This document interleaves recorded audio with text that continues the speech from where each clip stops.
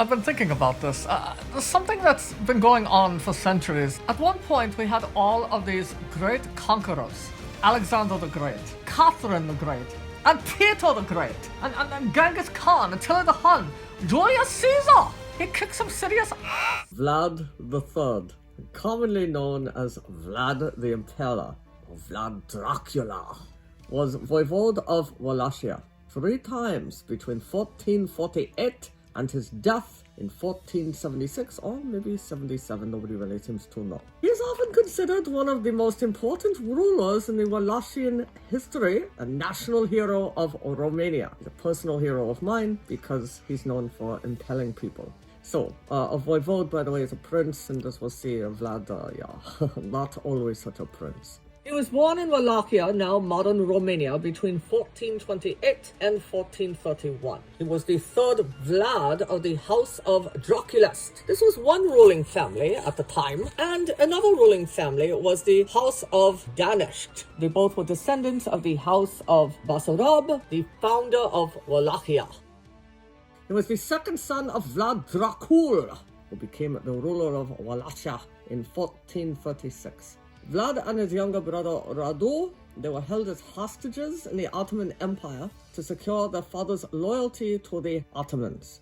So they were basically pawns in this little game so that the dad would be more loyal to the Ottomans by giving up his sons. You're going to see a theme of family loyalty, I think, in this coming episode. While Vlad was being held hostage by the Ottomans, the Hungarians invaded Wallachia in 1447. They murdered Vlad's dad and an older brother of Vlad's. Vlad's second cousin, Vladislav II, he was named the new prince of Wallachia. Hungary then invaded the Ottomans, and his cousin Vladislav II, he actually helped the Hungarians. You know, some family loyalty there, right? You know, like the Hungarians had murdered his relatives, and now he's helping them. They murdered his relatives, enabling him to become prince. Oh, good point. Let's get those pesky relatives out of the way so that I can get this glory and fame and power and, screw the people, that gave me gifts on holidays, that probably visited and said, oh, coochie, cool little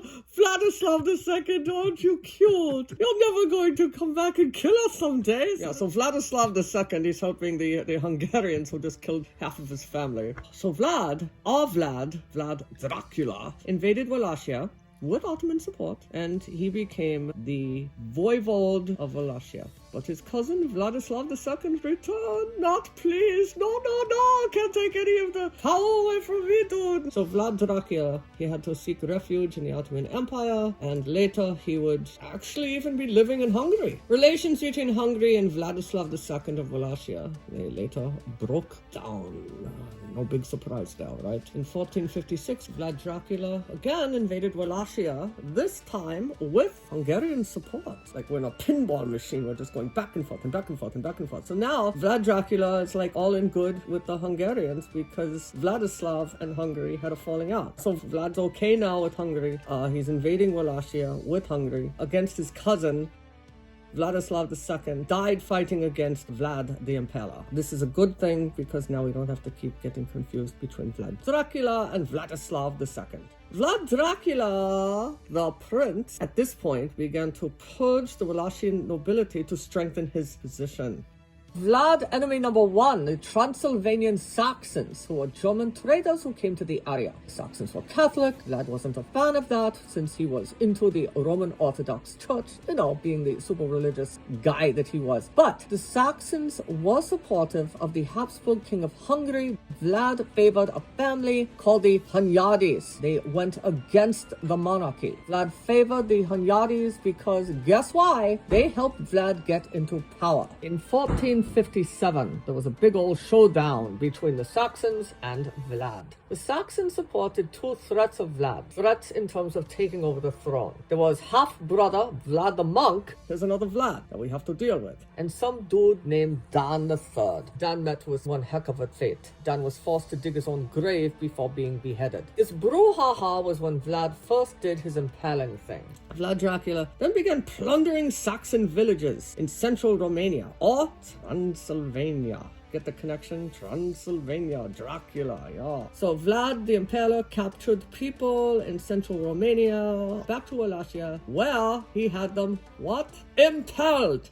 He impaled people. This is when he started getting this reputation for being the impaler. Peace was later restored in 1460, although not for those who were impaled. So what is impaling exactly? It's when a relatively dull spike is shoved up the anus of some poor unsuspecting Vlad the Impaler victim and just left there for posterity. Get it? Posterity. The spike would, over time, move up the body and displace organs.